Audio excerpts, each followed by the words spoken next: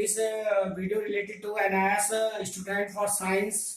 हमारे आसपास का द्रव, कुछ मेन पॉइंट्स जो आपसे डिस्कस करने हैं साइंस एंड टेक्नोलॉजी में। इसी लेसन से संबंधित कुछ पॉइंट हो चुके हैं, कुछ अब होंगे।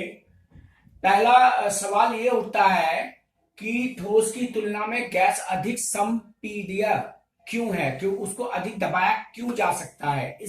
ये एक क्वेश्चन उठता है इस लेसन के अंदर। तो इसमें मैंने आपको ठोस भी दिखा दिया गया और इसमें जो है उसके अणुओं का कॉम्बिनेशन भी दिखाने की कोशिश किया, और उधर गैस में भी मैंने अणुओं की कॉम्बिनेशन दिखाई।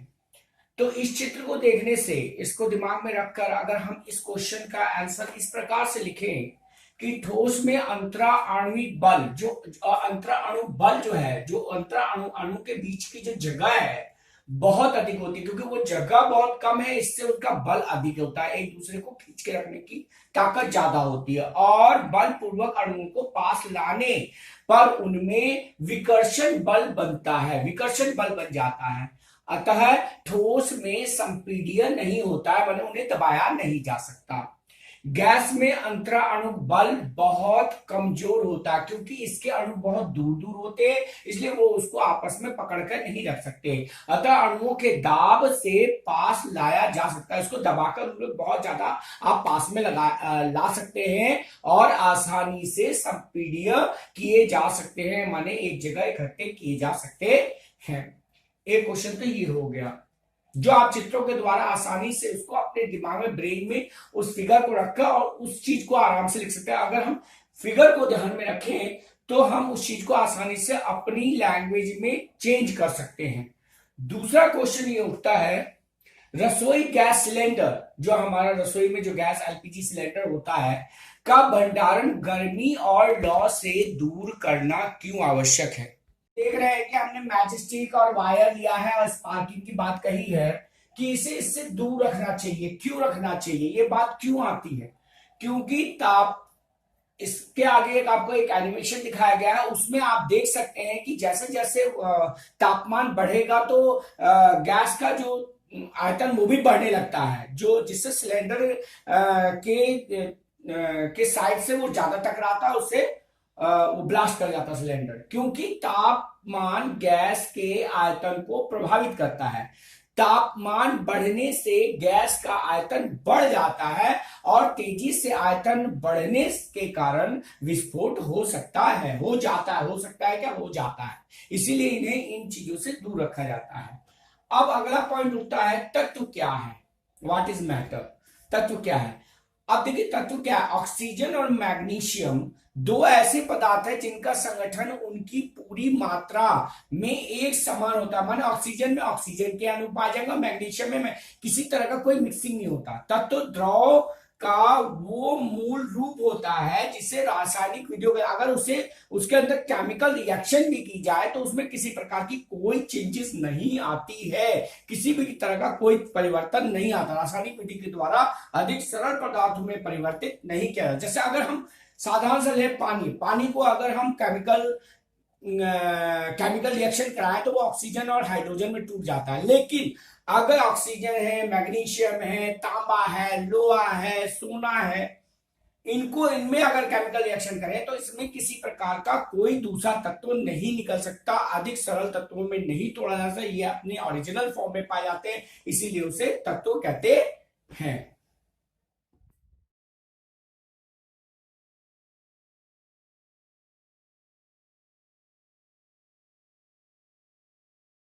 नया क्वेश्चन है, यौगिक को स्पष्ट कीजिए। यौगिक क्या है, हमारे दिमाग में आता है, इससे पहले हमने बात की तत्व की, अब हम बात करेंगे यौगिक की। यौगिक क्या है, अधिकांश तत्व एक दूसरे से अभिक्रिया करके यौगिक बनाते हैं। इसमें दो या दो से अधिक हो सकते हैं तत्व जो एक दूसरे से क्रिया करते हैं और यौगिक बना देते हैं।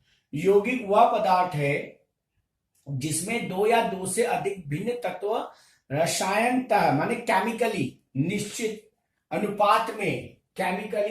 अनुपात में जुड़े होते हैं। जल दो तत्व, यहां पे वाटर जो है जल दो तत्वों से मिलता है, एक तो हाइड्रोजन और दूसरा ऑक्सीजन। हाइड्रोजन और ऑक्सीजन से मिलकर बना होता है।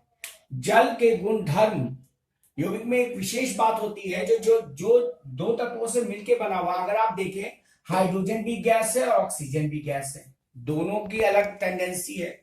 हाइड्रोजन भी गैस और ऑक्सीजन भी, और उससे मिलकर जो जल बना हुआ है वो एक तरल है, लिक्विड है। जल के गुणधर्म, उनके घटक तत्व हाइड्रोजन और ऑक्सीजन, घटक तत्व माने जिससे वो बना हुआ है, हाइड्रोजन और ऑक्सीजन दोनों तत्वों से मिलकर बना हुआ, तो जो कि गैस है के गुणधर्म से अलग होता है जल का। शुद्ध जल सभी नमूने, शुद्ध जल के जितने भी नमूने हैं, जितने भी हमने नमूने इकट्ठे किए में ये तत्व द्रव्यमान द्वारा 1:8 के अनुपात में मिला होता है। हाइड्रोजन और ऑक्सीजन का जो अनुपात है वह 1:8 है के अनुपात में से होता है। उदाहरण के लिए, अगर 1 ग्राम हम हाइड्रोजन लेंगे तो 8 ग्राम ऑक्सीजन के साथ संयुक्त होती है।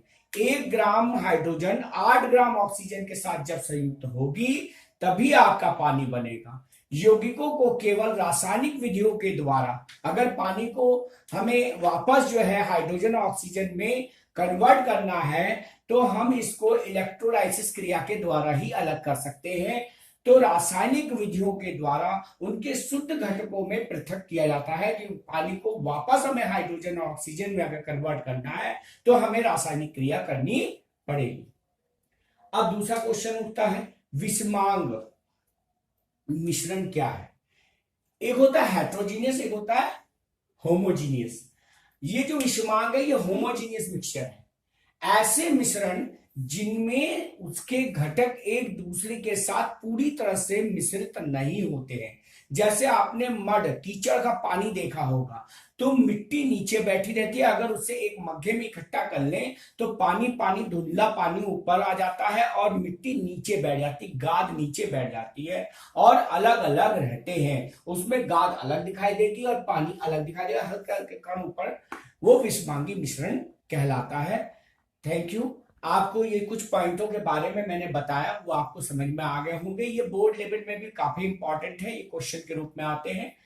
Please subscribe Manas online tuition and press the bell icon, और इसी तरह से अपना सहयोग देते रहें और ज्यादा से ज्यादा मेरे चैनल को सब्सक्राइब कीजिए। मैं कोशिश करूंगा कि आपको और अच्छी तरह से जो है मैं आपकी मदद कर सकूं, सहयोग कर सकूं। मैं सहयोगी कर सकता हूं, समझा सकता हूं, और आपको ये कोशिश कर सकता हूं कि आप अपनी लैंग्वेज में, कि चित्र के द्वारा समझाऊंगा तो ज्यादा से ज्यादा आप जो है वो अपनी लैंग्वेज में वहां पर क्रिएट कर पाएंगे, वहां लिख पाएंगे। अपनी लैंग्वेज में लिखेंगे तो ज्यादा इजी हो जाएगा, याद करना हार्ड होता, अपनी लैंग्वेज में बना बना के लिखना ज्यादा इजी माना जाता है। और बनाएंगे कब? जब आपके दिमाग में कॉन्सेप्ट होगा। तो मैं कॉन्सेप्ट वाइज को आपके दिमाग में घुसाने की कोशिश करूंगा। Thank you.